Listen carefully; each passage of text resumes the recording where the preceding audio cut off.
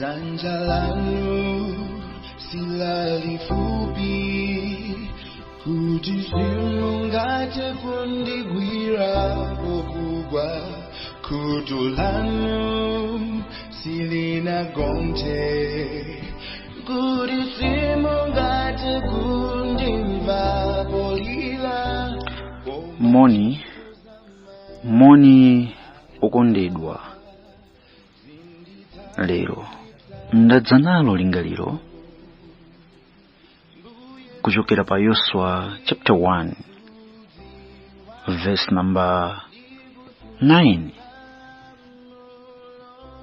Mawu a Mulungu akuti, kodi sindinakulamulira iwe,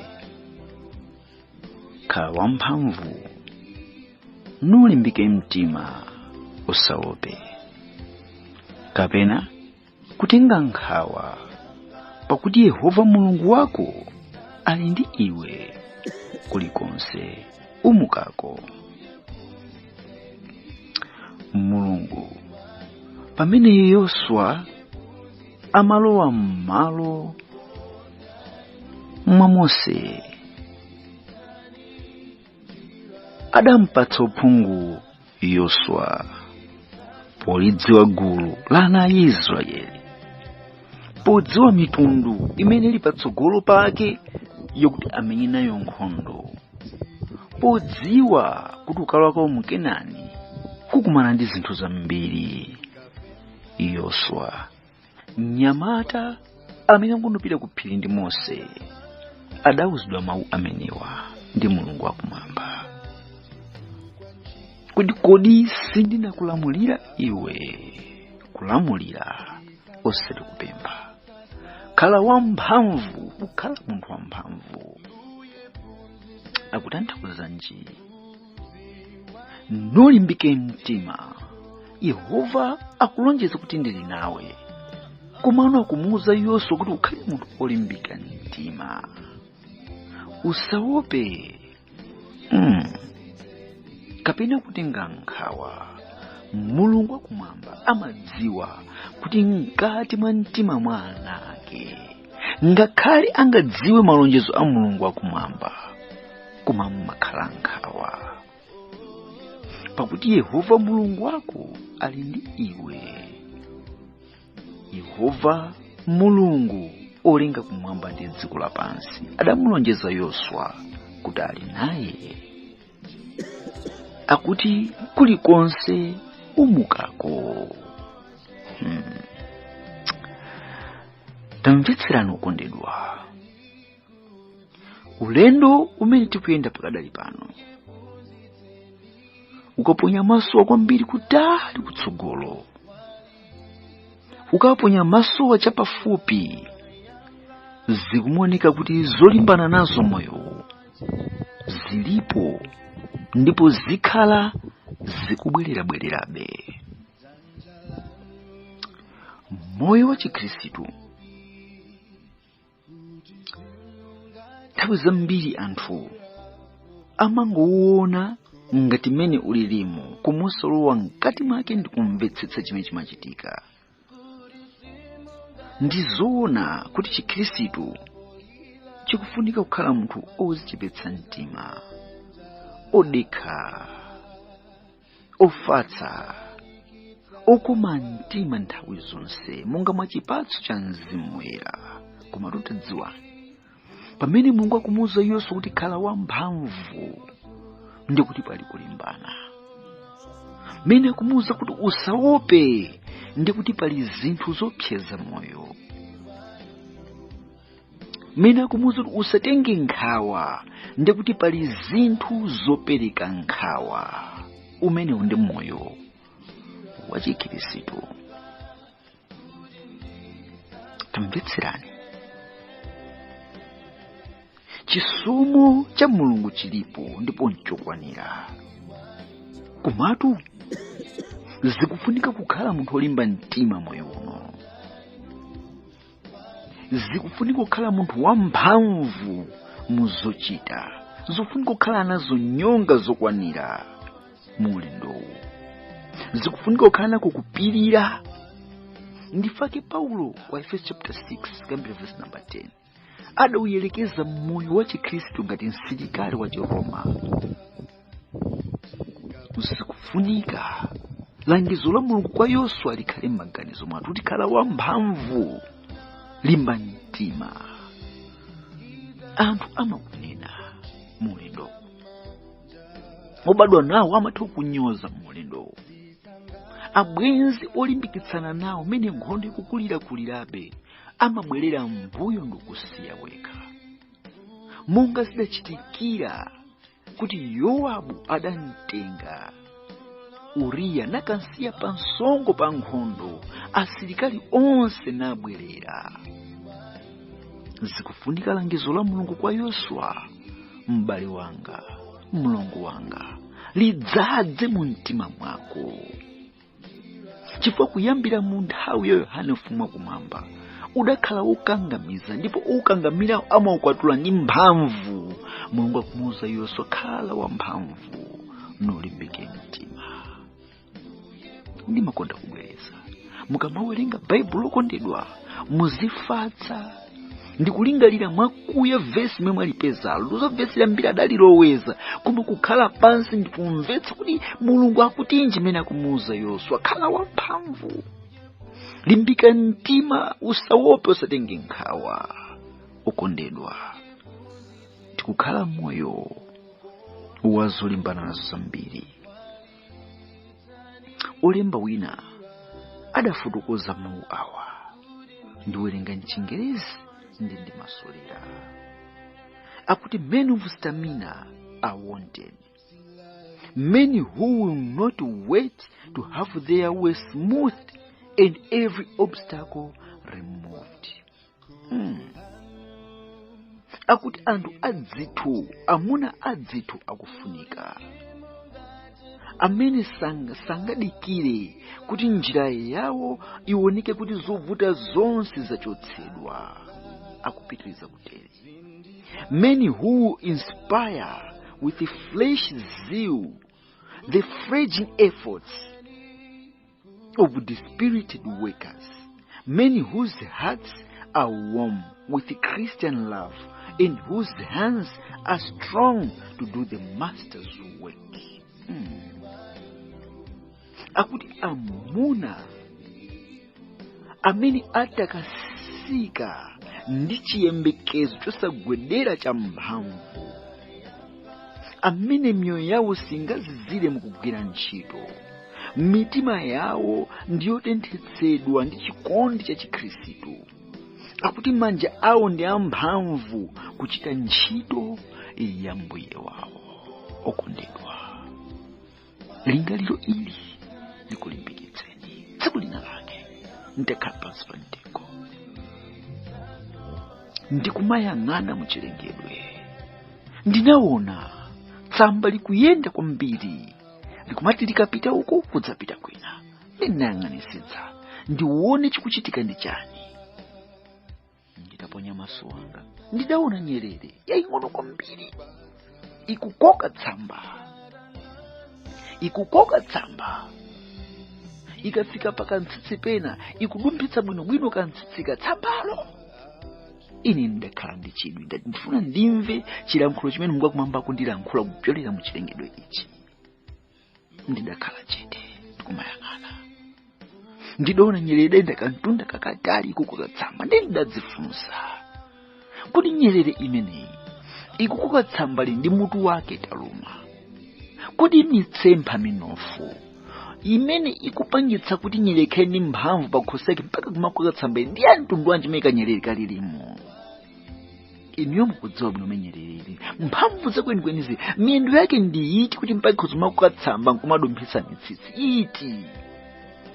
Zidandivuta kwambiri kumvetsetsa. Ndidazifunsa funso lina kuti mutu wa nyerere mene ulimo ubongo wake uli patu mpaka nyerere iziganiza kuti apa pali mtsitsi ndidumbe, apa ndikoke tsamba limotere ndilipititso pati kwenikweni. Ndidalemekeza Mulungu kuti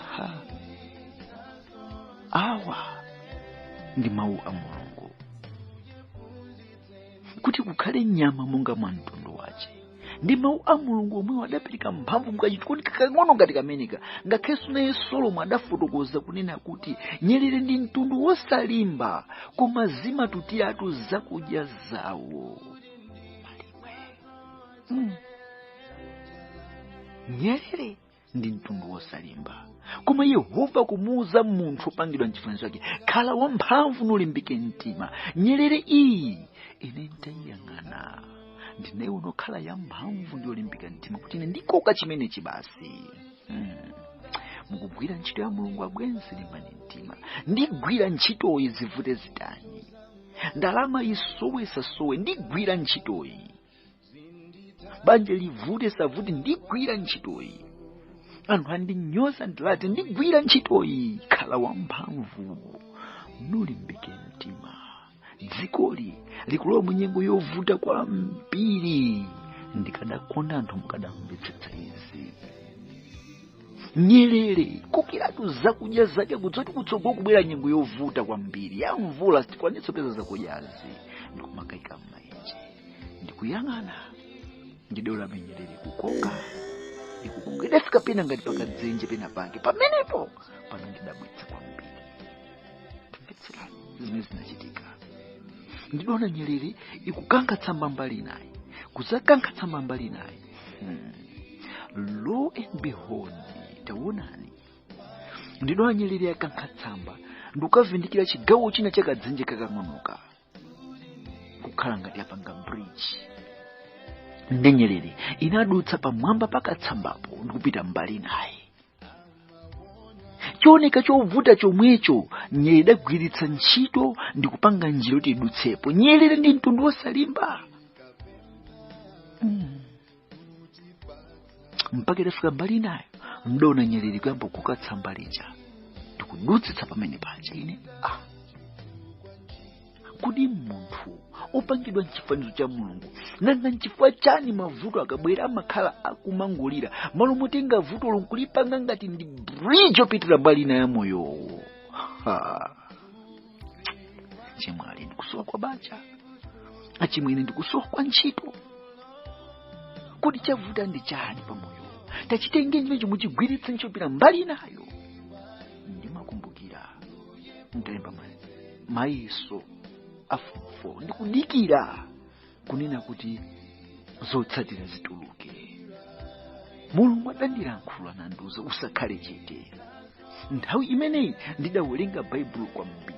Nthawi imeneyi ndidawerenga mabuku ochuluka. Zidandithandiza mmutu mwanga kukhala munthu wamphamvu. Pamene udikira china chake chimogona ngati ndi vuto iweyo, khala wamphamvu nulimbike mtima. Werenga mawu amadanena kuti kukhale nyama monga mwanthu kutulutsa mawu adatulutsa chinthu ngati Nyerere ndikumakhala champhamvu cholingalira bwino. Pamene ukuyembekezera china chake werenga mawu ndipo akupatsa mphamvu mkati mwa moyo wako masiku ovuta asanadze. Tamvetserani. Nyerere idayenda mtunda onsewo ndikafika pa dzenje pamene mafuna kulowetsa chinthuchi. Nyerere malowetsa zakudya mmene momo. Ndidola Nyerere kuyesetsa umundu umu kuti ikankhire tsamba likudzenje koma tsamba linalo lalikulu kudzenje silidakalowa kanjira kakang'ono. Ndidola Nyerere alisiya tsamba iyo ndikulowa kudzenje. Idakhumudwa ndidapeza posophunziro lina. Nyerere yavutika konse kuja kudutsa mavuto osiyanasiyana. Yafika pa njira yaying'ono naro basi yakhumudwa yasiya nzeru zathera pomwepa. Ndidapeza phunziro lina kuti moyo uno ena ayenda muchikhristu mavuto osiyanasiyana koma zona mene nthawi yatsala pang'ono kuti Yesu abwere mukukhumudwa nkusiya chikhristu. Wakhala zaka 20 zaka 30 mwina banja likusowa ndikanthawi katsala kuchepa zona ukhumudwa siya kupemphera. Wakhala zaka 10 ntchito ikuvuta mtendere wosopeza wadutsa konseku mmavuto ine koma zona ukhumudwa nthawi ino. bwenzi tamvetserani. Nyerere nzeru sidazithere yayi. Ndidaona kagulu ka Nyerere kakutuluka ku dzenje. Ndikumadza liruma tsamba pang'ono ndikumalowetsa. Ndidati koma mulungu amene akumuwuza Yoswayi kunena kuti usaope pakuti Yehova Mulungu wako ali ndi iwe kulikonse umukako. Nyerere ponse idayenda Mulungu amadayipanga adayitsogolera kufika pa dzenje tinaro pasi. Mulungu adatsogolerabe napereka nzeru katenga anzako kuti mugwire ntchitoyi. Moyo uno kwina kulikonse tingapite, muzonse tingakumane nazo, dziwani kuti Yehova ali nafe. Ndifuna ndikuwuzeni, kulimbikitsani abale yanga amene muli m'magulu amasiku akumapeto ano ndi onse amene mungamvere kuti nawo. Khalani amphamvu nimulimbike mtima, musaope. Tikumana nazo zinthu moyo uno, koma khalani amphamvu, musagulitse ukulu wanu. Khalani amphamvu. Ngati simusenza mtanda simungati kuvala korona. Tauzina moyo pamene Yesu akunena njira zipo ziwiri akuti umuka nayo kuchonongeko ndiyo takataka mbiri. Mulibe mozovuta, mulibe moyo wake ngwamya. Pamene COP27 adzitha dziko likhala mya pamene afuna kumpembedza Satana. Koma kwa ana a Mulungu ayenda munaro pasi mukanjira kakang'ono kopapatiza. Kapene sizitheka kuyendamo ndi nsapato, kapene sizitheka kuyendamo ndi zikwamo taberekera kumbuyoku. Ngati ungasamali ukhoza kutelera nkugwera kudzenje kanjira kakang'ono. Komatu aliponso ena amene akuyenda mmenemo. Chofunika uwadziwe ndi kumalimbikitsana. Monga Nyerere idakatenga anzake kunaro pasi kadzenje kakang'ono ndikubwera nawo kudzagwira ntchito. Akondedwa, mene ndikumaliza lingaliro limutsiku la lero ndikuuze chinthu ichi. Muzilingalira za ng'ombe imene yayima pakati. Mbali nayi kuli goli, kuli plau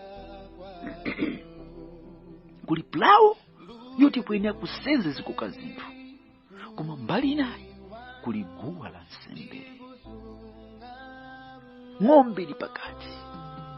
There is a plow on the left and an altar on the right. Ikuyenera panga chisako kuti igwire ntchito yakukoka zinthu. Ivekedwe goli monga Yesu akunena senzani goli langa pakuti goli langa limapepuka. Kapena iperekedwe nsembe paguwa. Palibe kupita kwina kulikonse ndi mbali ziwirizi.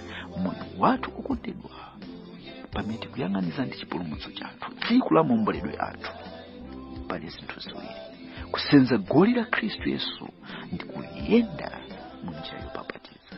Kapena kuperekedwa nsembe monga mwazi wa Abele ulakitsidwira patsogolo pake ndi kupeza moyo wosatha. Ambuye akulimbikitseni, akupatseni mphamvu, akutsogolereni. Kumbukirani, Mulungu akunena, kodi sindinakulamulira iwe? Khala wamphamvu, nulimbike mtima, usaope kapena kutenga nkhawa, pakuti Yehova Mulungu wako ali ndi iwe kulikonse umukako. Mtendere opambana chidziwitso chonse udzadze m'mitima yanu ndikupatsa chigonjetso mu dzina la Yesu Kristu. Amen.